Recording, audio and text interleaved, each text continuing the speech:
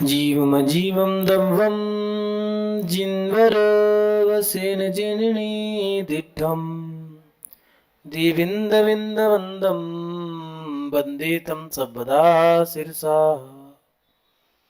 नमो अरिहन्ताणं नमो सिद्धाणं नमो आयरीयाणं नमो वज्रायाणं नमो लोहे सव्वसाहूणम्।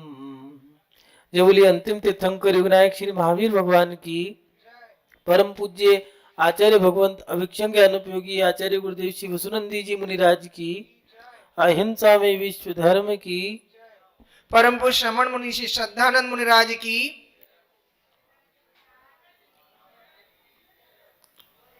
सभी उपस्थित धर्म प्रेमी पुण्य आत्मा एवं महानुभाव, हमें अपने जीवन में किस समय में क्या करना चाहिए हम ये नहीं जान पाते। संसारिक व्यक्ति इस कारण भी परेशान रहता है, चिंतित रहता है और दुखी भी रहता है कि हम अपने जीवन में किस समय पे क्या करें, हमें क्या करना चाहिए। हर व्यक्ति अपने जीवन में अच्छे से अच्छा करने का प्रयास करता है। जिन जिन के जैसे भी विषय हैं, सब अपने विषयों में अपने अनुसार, अपनी शक्ति के अनुसार जितनी उनकी सामर्थ्य है, वो चाहते हैं कि मैं अच्छे से अच्छा करूं।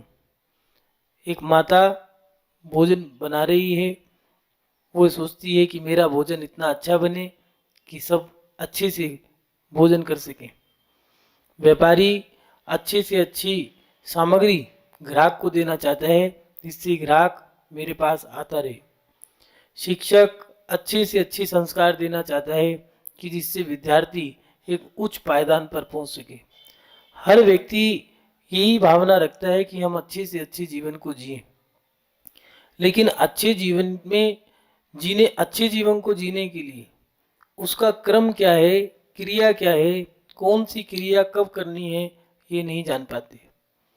महानुभाव हमारे जीवन को बेहतर बनाने के लिए आचार्य भगवंतों ने हमारे जन्म की सारी क्रियाएं दी हैं कि गर्भ के समय में कैसे महिला को रहना है, गर्भवती महिला को गर्भान्वय क्रिया, उसमें प्रीति क्रिया, सुप्रीति क्रिया,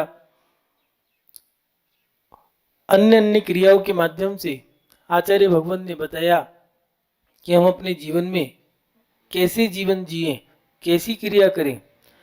53 क्रियाएं जो दी हैं आचार्य श्री जिनसेन स्वामी जी ने आदि पुराण में, उन 53 क्रियाओं के माध्यम से उन्होंने उल्लेख किया है कि हमें कौन से पड़ाव पे क्या करना चाहिए।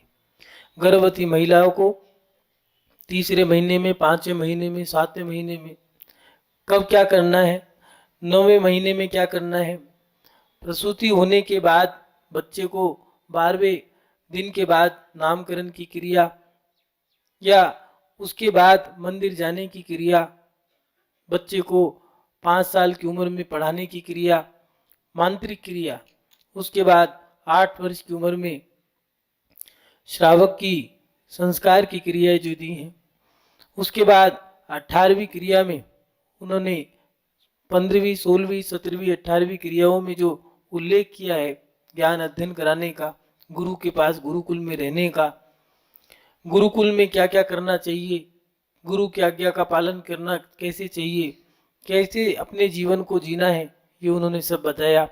और विवाह भी कैसे करना है, जिनेंद्र भगवान के पवित्र मंदिर स्थान पर जाकर के जिनेंद्र भगवान के समक्ष अभिषेक शांति मंत्रों के द्वारा पूजा विधान, हवन, विवाह की क्रिया, और उसके बाद 7 दिन तक ब्रह्मचर्य का पालन, सिद्ध क्षेत्र पंच परमेष्ठी के दर्शन यात्रा करना, पुनः घर में बड़े उत्सव के साथ प्रवेश करना, ये सारी क्रियाएं दी हैं विवाह तक की। लेकिन विवाह हो गया, अब विवाह होने के बाद क्या करना चाहिए। गृहस्थ जीवन में भी बड़ी समस्याएं हैं कि हमें कौन बताए। गुरु के माध्यम से गृहस्थ अपना कल्याण करते हैं और एक मन में इच्छा रहती है कि गुरु हमारा कल्याण करेंगे, वही हमारी हर जिज्ञासा का समाधान करेंगे।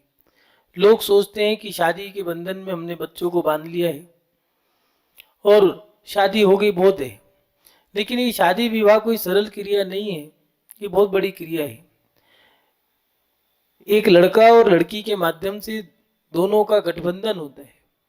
उन दोनों गठबंधनों के माध्यम से दो परिवारों का लालन पालन होता है।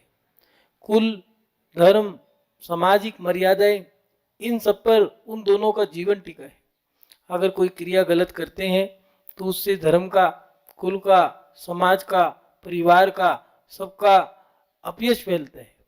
अच्छा करते हैं तो धर्म की, समाज की, देश की, जाति की, कुल की, परिवार की, इन सब की प्रशंसा होती है, यश फैलता है। और विशेष जो है वो उनके माता पिता का, वो विशेष कार्य उनका ही रहता है कि कौन से समय में वो कैसी शिक्षा दे रहे हैं। विवाह के उपरांत जब बच्चे घर में प्रवेश करते हैं, यात्रा करने के बाद, आज के समय में कुछ चीजें ऐसी हैं जो आगम की विरुद्ध क्रियाएं हो गई हैं। विवाह के बाद दिया है कम से कम 7 दिन तक तो वे वहीं पर ही रुकें, जिससे कि वो ब्रह्मचर्य का पालन करें, और उसके बाद सीधा क्षेत्रों की यात्रा करें जहाँ पर अरिहंत परमिष्टि हो या सिद्ध परमिष्टि, सिद्ध क्षेत्र हो।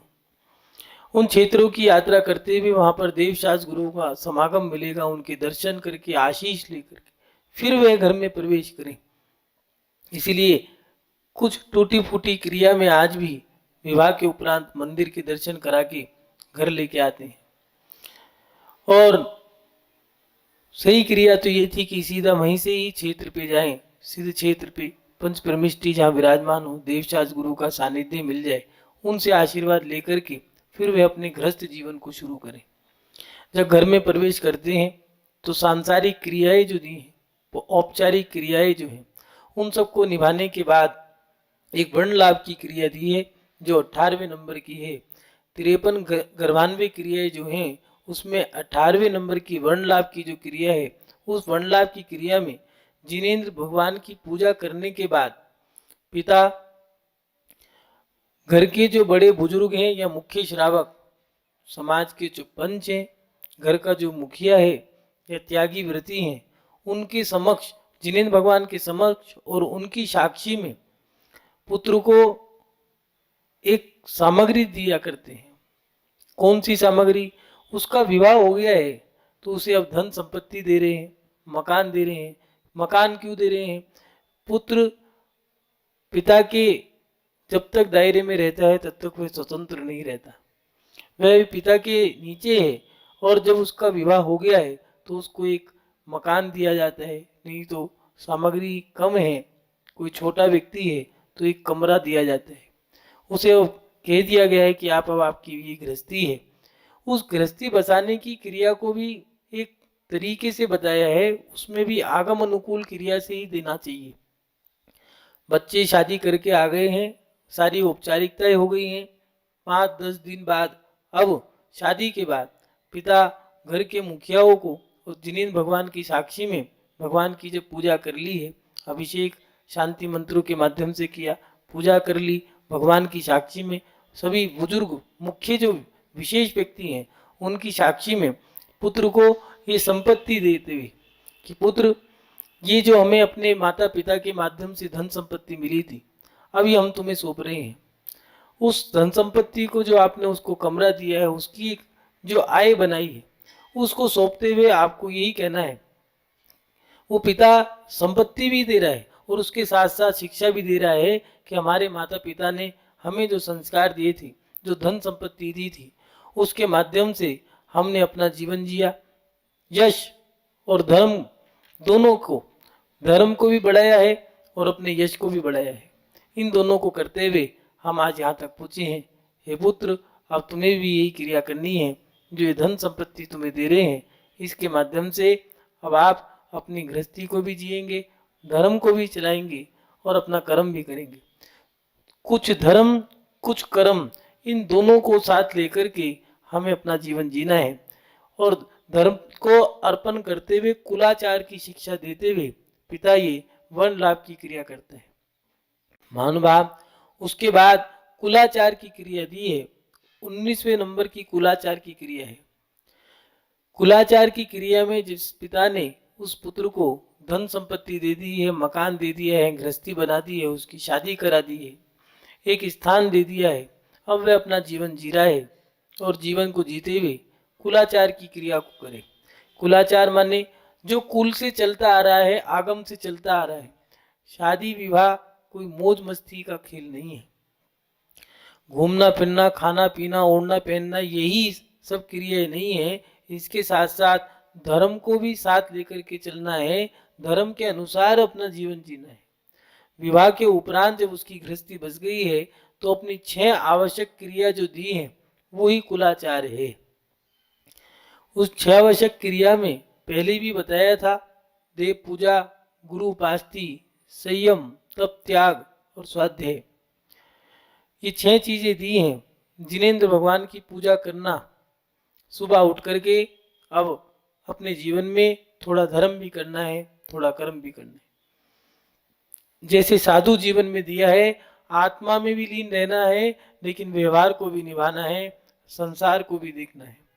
जैसे एक कमल कीचड़ में है, लेकिन कीचड़ में भी है और कीचड़ के ऊपर भी है, ऐसे ही हमें संसार में भी रहना है और संसार को पार करने वाले भी काम करने हैं। प्रातःकाल उठ करके जिनेंद्र भगवान के अभिषेक की क्रिया करना, भगवान की पूजा करना, ये जिनेंद्र पूजा। गुरु उपासती, साधुओं की सेवा करना, उनका आहार कराना, उनका विहार कराना, उनकी ये सारी क्रियाएं करना, उनकी साधना में सहभागी बनना, उनकी अनुकूलता में सहभागी बनना, ये आपका एक दायित्व बन जाता है, क्योंकि आप कुलाचार का पालन कर रहे हो। और कुलाचार में देव पूजा, गुरु उपासती, स्वाध्याय, संयम, तप, त्याग की 6 आवश्यक क्रियाएं हैं। ये आपको अवश्य ही करनी है, क्योंकि इन्हीं के माध्यम से आपका धर्म चलेगा। कुछ लोग ये क्रिया नहीं करते हैं तो वे परेशान रहते हैं, दुखी रहते हैं। वे यही सोचते हैं कि हम अपने जीवन में इन दुखों को समाप्त कैसे करें। जो धर्म और कर्म दोनों को साथ लेकर के चलते हैं, कर्म को करने के बाद धर्म उनकी रक्षा कर लेता है, लेकिन जो कर्म ही करते हैं, धर्म उनकी रक्षा नहीं कर पाता। क्यों? क्योंकि उनके जीवन में धर्म कम, कर्म ज्यादा है। सुबह उठ करके जिनेंद्र भगवान के दर्शन, पूजा, अभिषेक, शांति धारा, जो आप लोग अभी वर्तमान में जो करते हैं, ये पहली क्रिया है। कुछ लोग करते हैं, कुछ लोग नहीं करते हैं। प्रत्येक व्यक्ति को विवाह के उपरांत ये सब करना है। क्यों?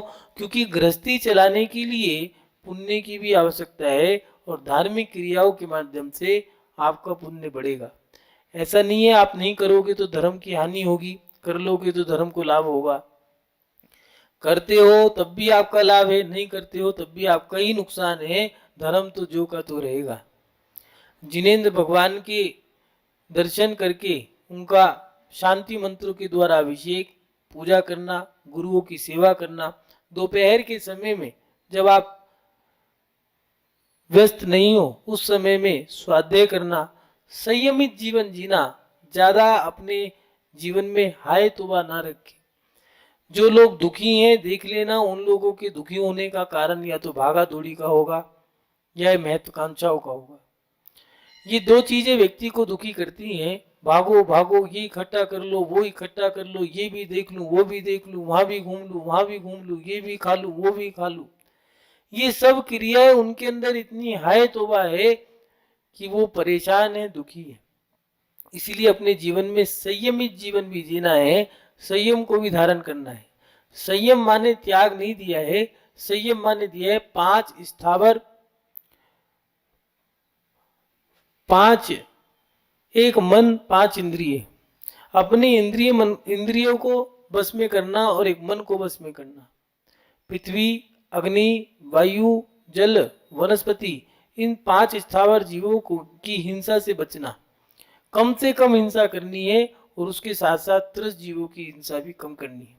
इस प्रकार से 12 प्रकार का इस संयम दिया है। ऐसा संयमित जीवन जीना है। ज्यादा हाय तोबा नहीं रखनी है। ऐसा नहीं है जो आज उपकरण है, टेक्नोलॉजी है, वो पहले नहीं थी। पहले भी ऐसी थे, आज टेक्नोलॉजी बदल गई है, पहले दीवारों में छेद कर करके जाली लगा दिया करते थे, उस जाली पे खसखस की घास लगाया करते थे और चारों तरफ पानी डाल दिया करते थे। जब तेज हवा चलती थी वो पानी उस घासों पे गिरता था तो वो एसी का काम करता था, कूलर का काम करता था। आज के समय में टेक्नोलॉजी बदल गई है, ऐसा नहीं है पहले गाड़ी नहीं थी, पहले भी 2 पहिया वाहन थे, 4 पहिया वाले भी थे, जो भारी से भारी वजन उठाने की आज के समय में जेसीबी क्रेन आ गई है, पहले हाथी थे, जानवर थे। ऐसे नहीं है, पहले भी व्यवस्थाएं थी, लेकिन उन लोगों में आसक्ति नहीं थी, आज के समय में आसक्ति थी रहे। पहले 1 मंजिल के मकान में 40-50 लोग रह लिया करते थे, आज 3 मंजिल के मकान में भी 10 सदस्य नहीं रह पाते। कारण कहीं ना कहीं हमारा अहंकार, हमारी भागा दौड़ी, हमारी इच्छाएं हमारी संक्लिष्टता बनाने का काम करती हैं।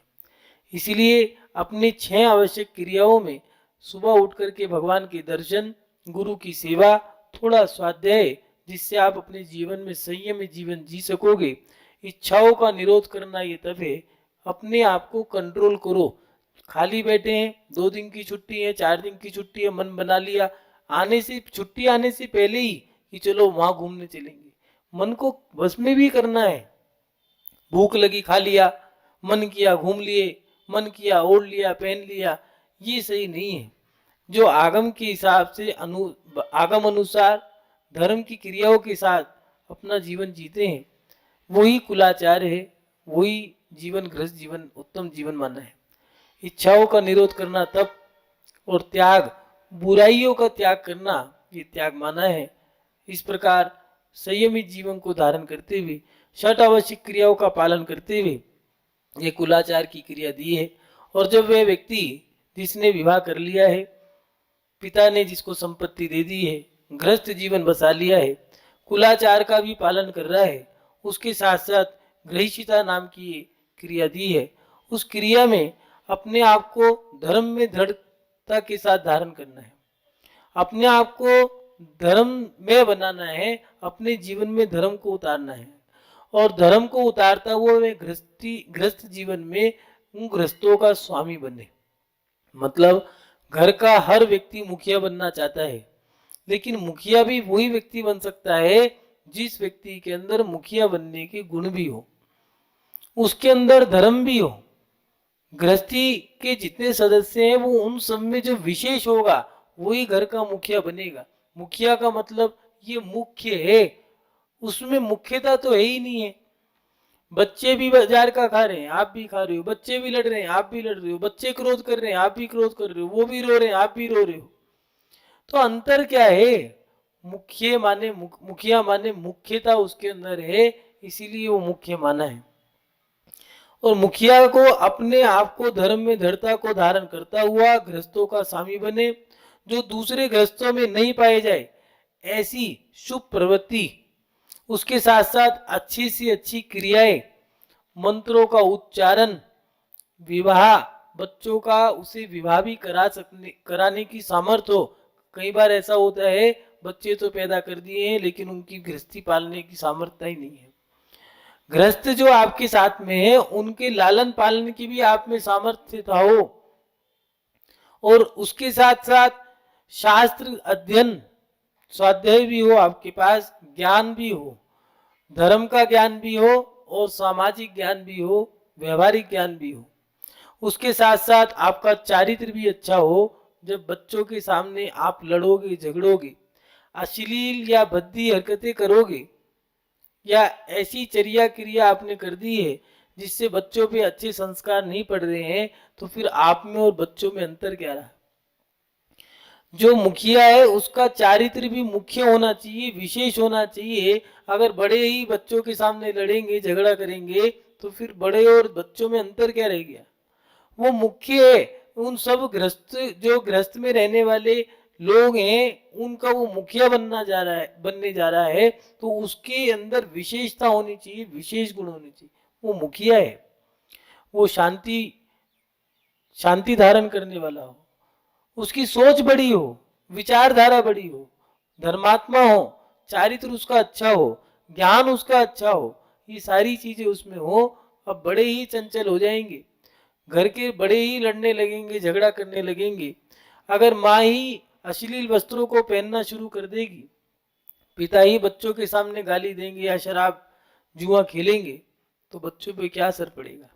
और फिर आपको मुखिया मानेगा कौन? मुखिया कौन मानेगा? वो मुखिया का सम्मान नहीं प्राप्त कर सकता है। इसलिए घर का मुखिया बनने से पहले आपको ये सारी क्रिया करनी होगी। अपने आप को धर्म में दृढ़ करना होगा। उसके साथ साथ जो उन लोगों में गुण नहीं है, उससे भी अच्छे गुण अपने आप में धारण करने होंगे।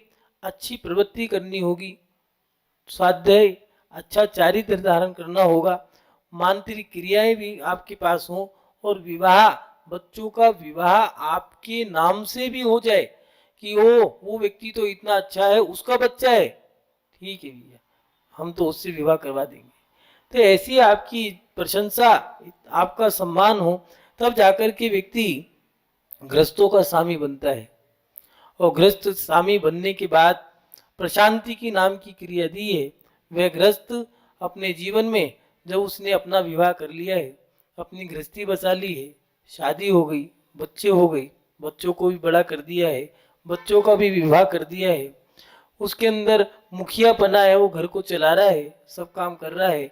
और जब सब काम उन्हें कर भी लिए, स्वाध्याय भी कर रहा है, चारित्र भी अच्छा है, धर्म को भी जी रहा है, कर्म को भी कर रहा है, तो वो, और बच्चे भी बड़े हो गए, उनकी भी शादी कर दी है, तो अब अपनी गृहस्थी के भार को वे अपने बच्चों पे डाले।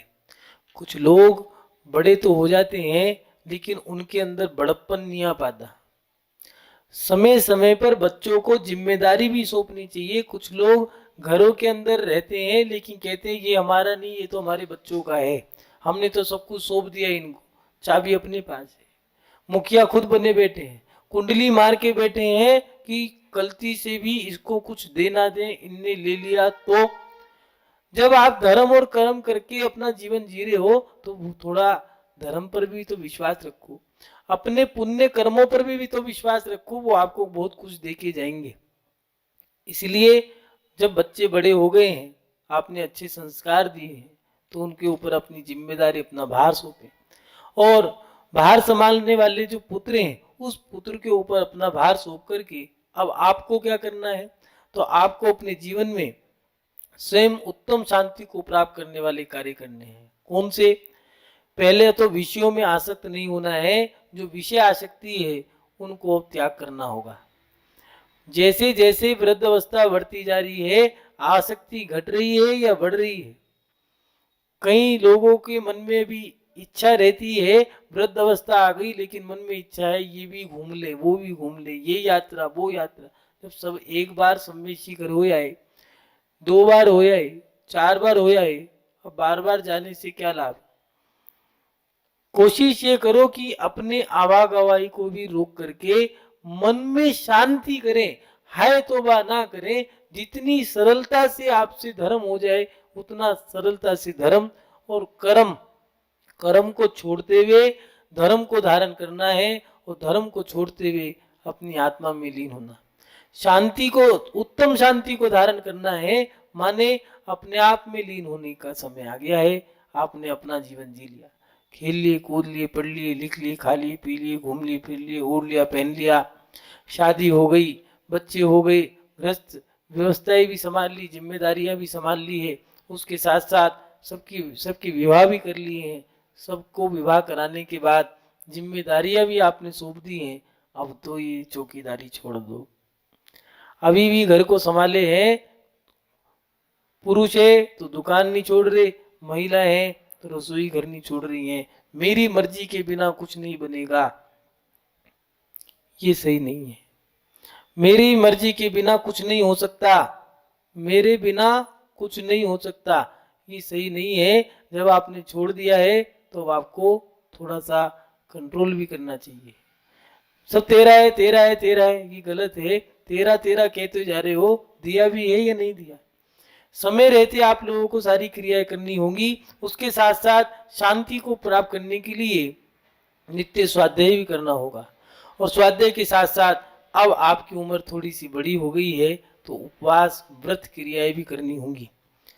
जब बच्चे आप लोगों के पैर छूते हैं तो आप लोगों को आशीर्वाद देना चाहिए, शुभ आशीष देने चाहिए। पहले के लोग कहा करते थे यशस्वी भव। उसके बाद जमाना बदलता गया, वक्त आगे आगे बदलता गया, समय काल बदलता गया, तो कहने लगे दूधो नाव पूतो फूलो, सुखी रहो, खुश रहो। लेकिन आज के समय में पैर छुए नहीं, बच्चे पैर छुएंगे बस बस बस बस बस बस बस बस बस। अरे भैया तुम्हें पैर छू रहे हो, कोई जान से थोड़ी ना मार रहा है, कांटे थोड़ी ना उसके हाथ में, पैर छू रहे है, उसको आशीर्वाद दो, खुश रहो। जब तुम आप उसको कुछ दोगे तो उसे भी लगेगा। बहन, बहू, बेटी, अगर बेटा आपके चरण स्पर्श कर रहे हैं तो आप उनको अंतरंग से शुभ आशीष भी देने चाहिए। ये क्रियाएं आपको ध्यान रखना होगा। गृहस्थ जीवन में गृहस्थी बसाना आसान है, लेकिन गृहस्थ को बड़ी शांति के साथ, आनंद के साथ जीना बड़ा कठिन काम है। दूसरी बात, शादी के बाद अपने कुल की शिक्षा देना कि हमारे कुल का कुलाचार है, जिनेंद्र भगवान की पूजा, गुरु की सेवा। अगर लड़की का विवाह अपने लड़के का विवाह किया है, लड़का लड़की शादी करके आ गए हैं, तो उनसे जब भोजन बनवा रहे हो तो साधु के आने के बाद भोजन क्यों नहीं बनवाते? यह आपकी प्रक्रिया है, ये आपको निभाना चाहिए। संस्कार तो आप दे नहीं रहे, काम सारे कर रहे हो, उसके कारण ये है कि गिरावट आपकी कमी के कारण है। गृहस्थी में जो बदलाव आ रहे हैं, जो विकृतियां आ रही हैं, उसका कारण गुरु नहीं है, उसके कारण आप स्वयं हैं। जब आप 2 रोटी बना रहे हैं, कभी कभार मन में विचार आता है कि 2 साधु को पूरा समाज मिलकर के भोजन नहीं करा पा रहे, लेकिन 2 साधु पूरे समाज को संभाल लेते हैं। अपने जीवन में जिनने विवाह किया है उनका नियम है जिनेंद्र भगवान की पूजा करना। 10-10, 11-11 बजे तक आप सो रहे हो, ये सारी आधा दिन तो आपने व्यर्थ ही कर दिया, सोने में ही गुजार दिया। ज्यादा सोने से आयुर्वेद में दिया है रीढ़ की हड्डी खराब हो जाती है। शरीर के अंदर 3 चीज होती है, वात, पित्त और कफ, वो बिगड़ जाते हैं, उनकी दशाएं बदल जाती हैं। इसीलिए समय रहते जो अनुशासन में रह करके अपने जीवन को जीते हैं उन्हें आनंद मिलता है। इसीलिए आचार्य भगवान दे रहे हैं कि कुलाचार का ध्यान रखना चाहिए। शादी विवाह कर दिए है तो आपको बच्चों को शिक्षा भी देनी चाहिए कि हमने अब तक ये किया, अब आपको भी अपने आगम के अनुसार कुल का आचार करना चाहिए। कुलाचार की क्रिया है। और उसके साथ साथ कुलाचार का पालन भी करवाना, शिक्षा ही नहीं देनी है। वो बच्चे भी छोटे हैं, उनके अंदर आपने संस्कार दिए, थोड़ा सा ध्यान रखें कि वो क्या कर रहे हैं, क्या नहीं कर रहे। युवा भी थोड़ा सा सतर्क रहें, ध्यान रखें, माहौल को देख कर के क्रिया करें। आज का समय, आज का युग पंचम काल, गिरता हुआ काल है। कषाय उत्तेजित रहेंगी, व्यसन, भोग विलासता की सामग्री ज्यादा होगी, धर्म धीरे धीरे कम होगा। हमें कैसी भी परिस्थिति हो अपना धर्म नहीं छोड़ना। मिथ्यात्व का पोषण घर घर में होगा, हर चौराहे पे होगा।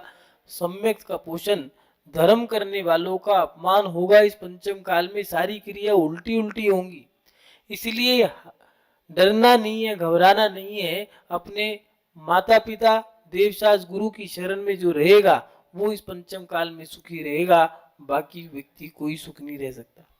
इसलिए युवा अगर माता पिता डपाट लगाएं, कोई समझाएं, कोई बात चिल्ला के, डांट के, धमका के कह दें, तो यही सोच करके ग्रहण करें कि इसमें हमारा भला होगा।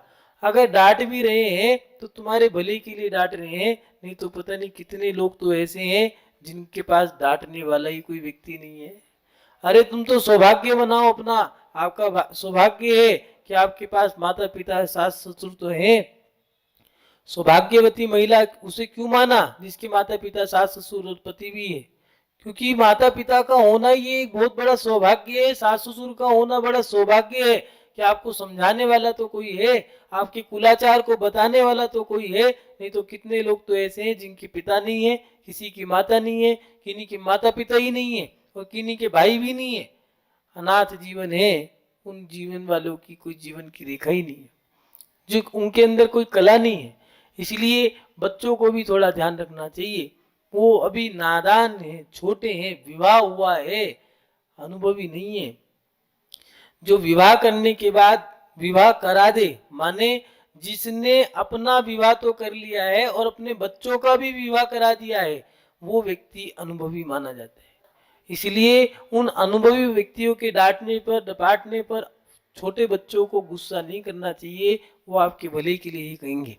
महानुभाव, गृहस्थ जीवन में विवाह के उपरांत क्या करना चाहिए? तो गृहस्थ जीवन में विवाह के उपरांत पिता को बच्चों को कुछ संपत्ति दे दी है कि आपका ये अलग स्थान है, अभी तक आप पिता के दायरे में रहे थे, अब आप अपना जीवन जिएंगे।